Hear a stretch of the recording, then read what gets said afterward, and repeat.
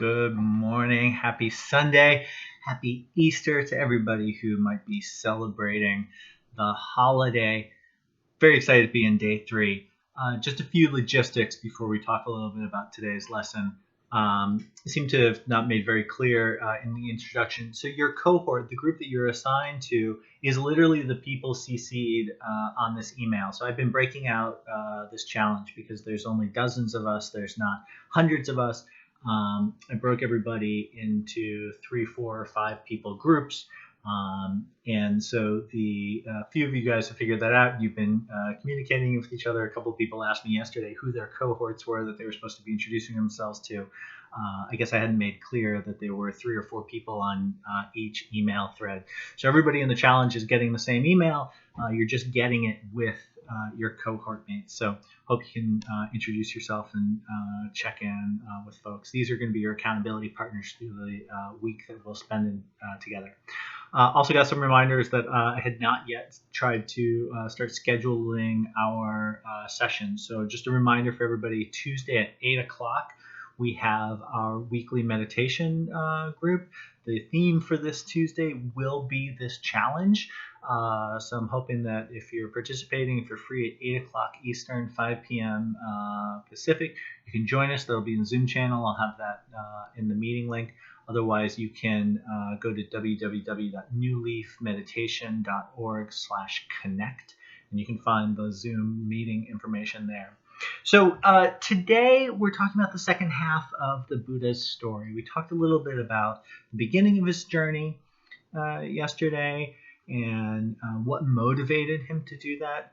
And today we want to talk a little bit about what he learned on this journey. So Buddha turned out to be a bit of a spiritual prodigy.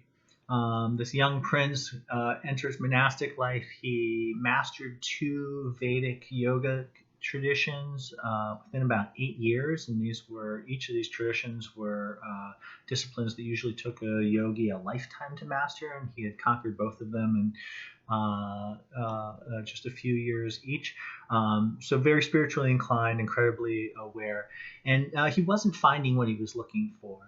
And through the course of his journey, he really explored asceticism. He got rather emaciated at one point, nearly starved to death, seeing what bounds that he could deprive himself, right? So this prince who had lived in a kingdom with all of his worldly needs met to nearly starving to death and couldn't find what he was looking for.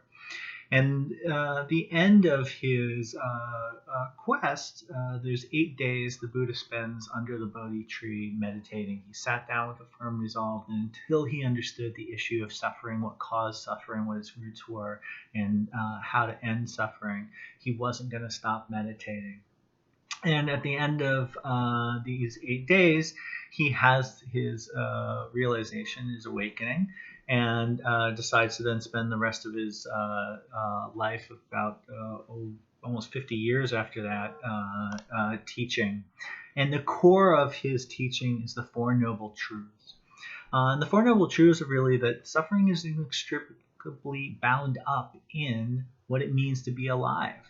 Our thoughts, our thinking, the way that we crave things, the way we get attached to the world, the way we respond, we react to emotions, all of these things are the roots of suffering, and they are deeply wound up in what it means to be a human being, what it means to be alive. The fourth of the Noble Truths is referred to generally as the Eightfold Path.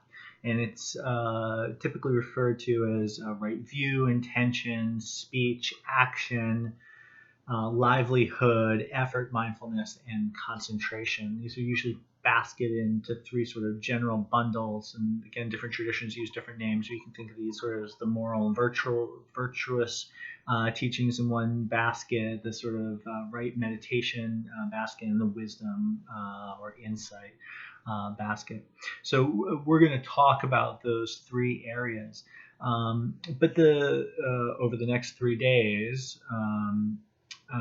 But the important lesson for today is what is the Eightfold Path? The Eightfold Path is the Buddha's prescription for a healthy, happy, and harmonious life, one that relieves suffering in our own lives and the lives of others.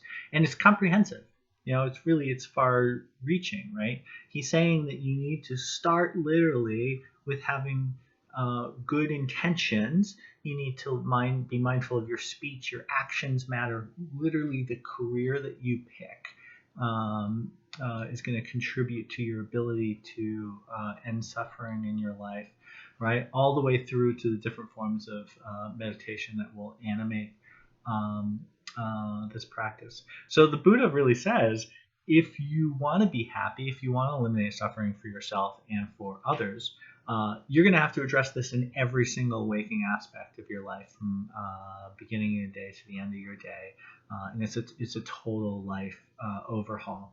And this is really why so many people get this really healthy debate about, is Buddhism a religion or is Buddhism a practice?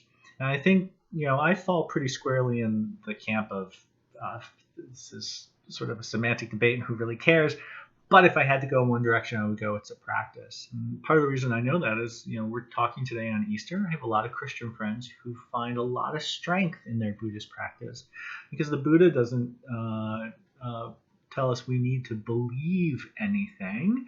He doesn't propose what God or gods we worship or don't worship, whether we believe in anything metaphysical or not, whether we're atheist or theist. Doesn't particularly care. He actually has some interesting insights about saying that that's not particularly relevant to him. What he cares about is what we do, right?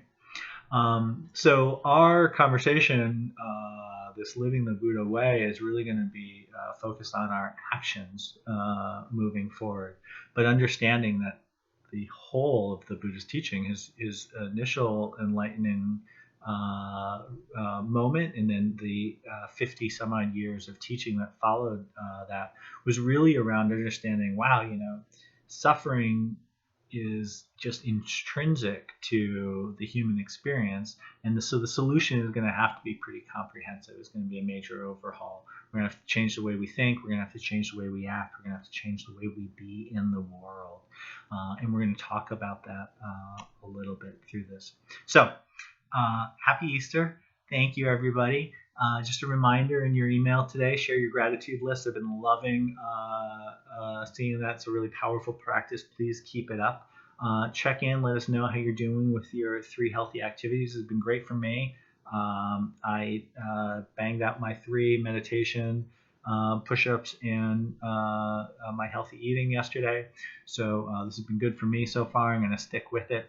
And for those of you who did take yesterday's action and had a chance to be in touch with somebody, to lend an ear and to practice some empathy and be in touch with somebody who was suffering a little bit yesterday, please share your experience with your accountability group. I had a really powerful conversation with a sister of somebody who I know is struggling with addiction right now. And it was a good experience for me, but really raised my empathy and helped me think a little bit today about how I could be helpful to that family. So it was a good experience for me. Thanks, guys. Happy Sunday.